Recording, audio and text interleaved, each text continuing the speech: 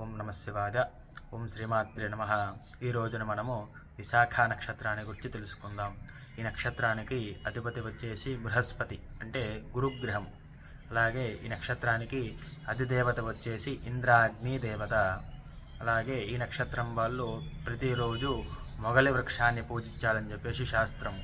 ఈ నక్షత్రం వాళ్ళు ప్రతిరోజు ఏ మంత్రాన్ని పారాయణ చేయాలి అంటే ఓం ఇంద్రాగ్నిభ్యాం నమః, ఓం విశాఖాభ్యాం నమః, ఓం శ్రేష్ఠాయ నమః, ఓం అభిజిత్యై నమః, ఓం విశాఖాదేవతాయ నమః అనేటువంటి మంత్రాన్ని ప్రతిరోజు 5 సార్లుగా పారాయణ చేయాలని చెప్పేసి శాస్త్రము.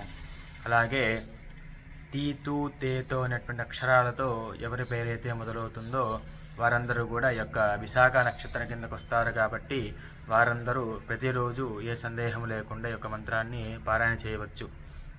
అలాగే సర్వ విఘ్న నివారణ అంటే కొంతమందికి తరచుగా ఏ పని మొదలుపెట్టినా కూడా విఘ్నాలు అనేటువంటివి వస్తూ ఉంటాయి.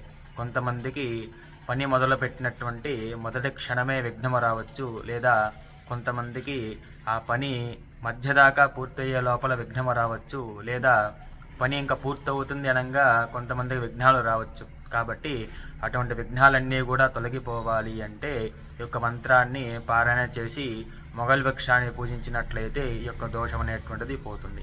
ఓం నమ శివాయ. ఓం శ్రీమాత్రే నమః.